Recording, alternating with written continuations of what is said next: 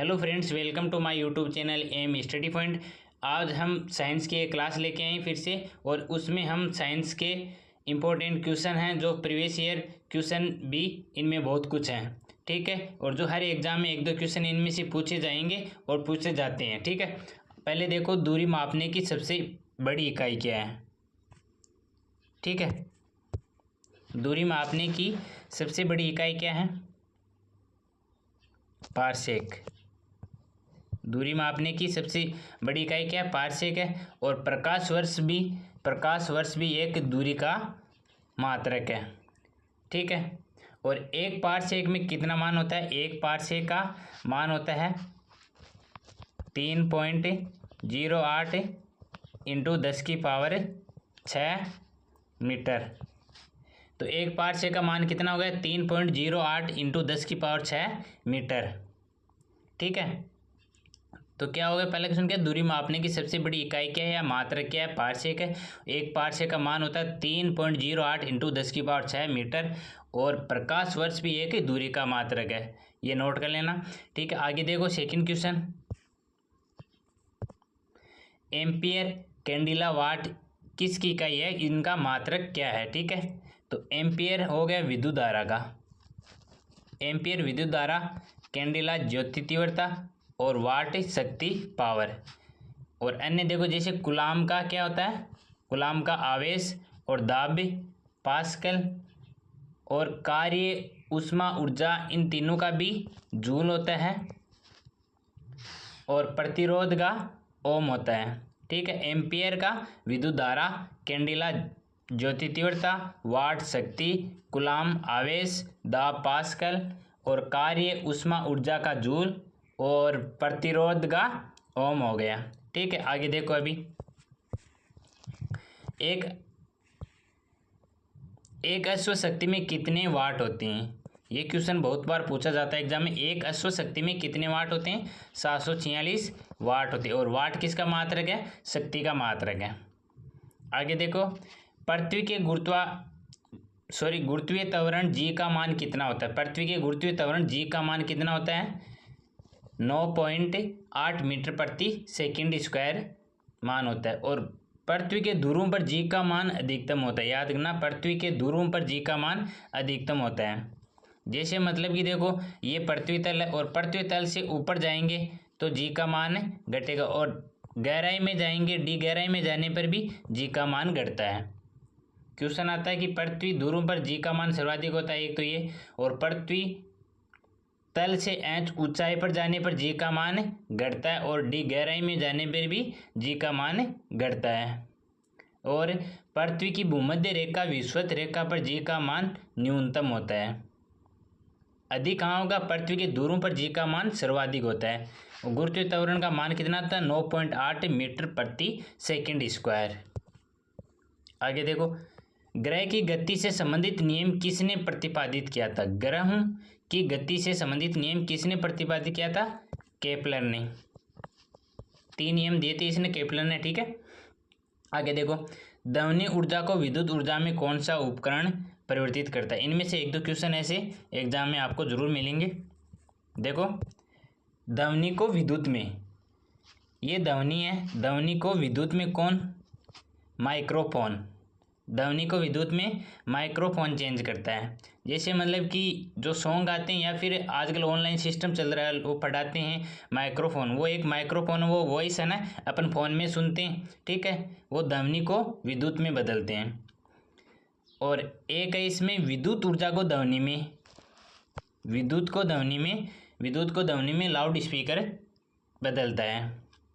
कि मतलब कि लाइट के द्वारा हम टीवी चलाते हैं, उनमें से जो आवाज़ आती है, ध्वनि आती है, वो एक लाउड स्पीकर या स्पीकर में जो सॉन्ग सुनते हैं वो एक ध्वनि है। तो इनमें कन्फ्यूज नहीं होना है कि ध्वनि को विद्युत में कौन बदलता है? माइक्रोफोन, और विद्युत को ध्वनि में लाउड स्पीकर।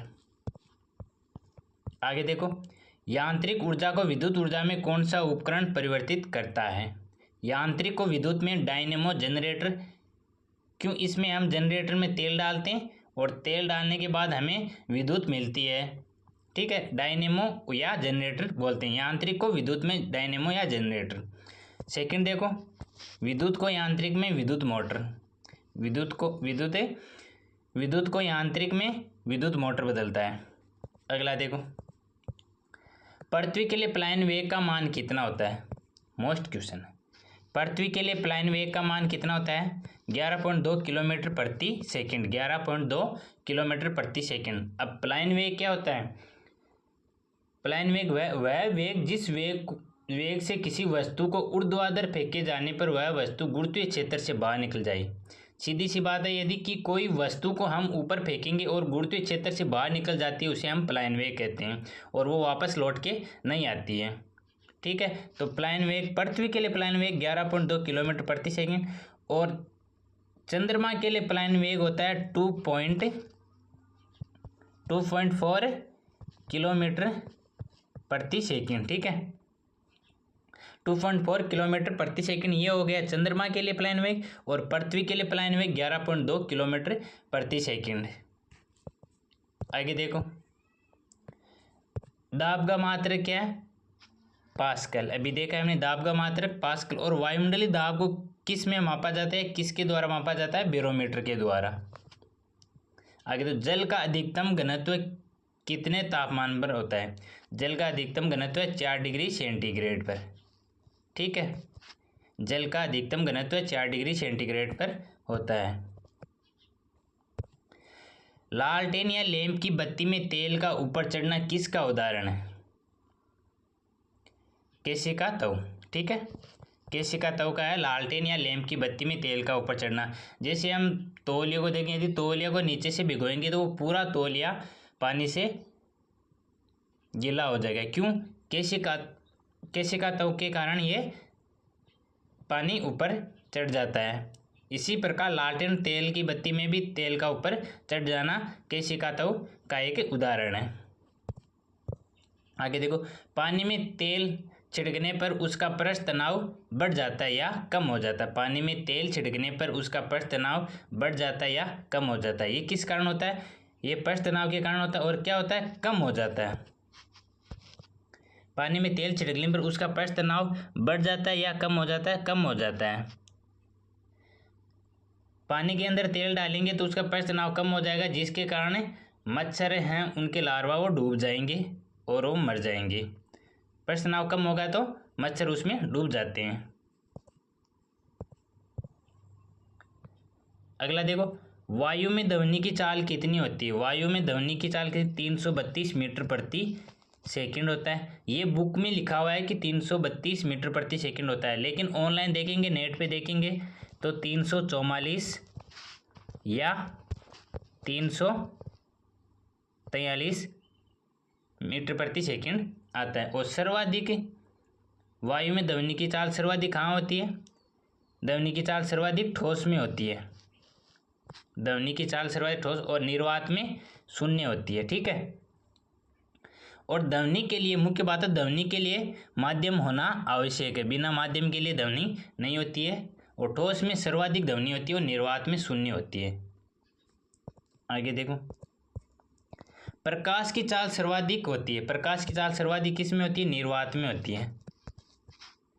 कितनी होती है? 3 × 10⁸ मीटर प्रति सेकंड होता है। परम शून्य ताप किसे कहते हैं? परम शून्य ताप किसे कहते हैं? 0 केल्विन को हम परम शून्य ताप कहते हैं और सेंटीग्रेड में -273.15 डिग्री सेंटीग्रेड को परम शून्य ताप कहते हैं। पदार्थ की चौथी अवस्था कौन सी है? पदार्थ की चौथी अवस्था, पदार्थ की 3 अवस्था तो सभी जानते हैं, ठोस, द्रव, गैस। अब चौथी अवस्था क्या है? प्लाज्मा। आगे देखो, इलेक्ट्रॉन, प्रोटॉन, न्यूट्रॉन की खोज किसने की थी? तीनों को याद करने के लिए एक ट्रिक है बेस्ट, ईंट पर नाच। ई से इलेक्ट्रॉन, ट से थॉमसन। ठीक है, थॉमसन या थॉमसन। प से प्रोटॉन, र से रदरफोर्ड। ठीक है, और न्यूट्रॉन, न से न्यूट्रॉन, च से चैडविक। हो गया ना? इलेक्ट्रॉन, प्रोटॉन, न्यूट्रॉन की खोज किसने की थी? थॉमसन ने, रदरफोर्ड ने और चैडविक ने। आगे देखो, माइकोलॉजी में किसका अध्ययन किया जाता है? ये एसएससी और एनटीपीसी में आया हुआ क्वेश्चन है। माइकोलॉजी में किसका अध्ययन, कवक का अध्ययन किया जाता है। एपीकल्चर क्या है? मधुमक्खी पालन को एपीकल्चर कहते हैं। और सेरीकल्चर, रेशम पालन को सेरीकल्चर कहते हैं। विटीकल्चर, अंगूर को। और वर्मी कल्चर, केंचुआ पालन को वर्मी कल्चर कहते हैं। ठीक है, वर्मी कल्चर केंचुआ। और केंचुआ किसानों का मित्र होता है। कौन से विटामिन में कोबाल्ट धातु पाई जाती है? कौन से विटामिन में कोबाल्ट धातु पाई जाती है? विटामिन B12 में कोबाल्ट धातु पाई जाती है। Okay, thank you. वीडियो अच्छा लगे तो लाइक करें, कमेंट करें और माय चैनल को सब्सक्राइब करें।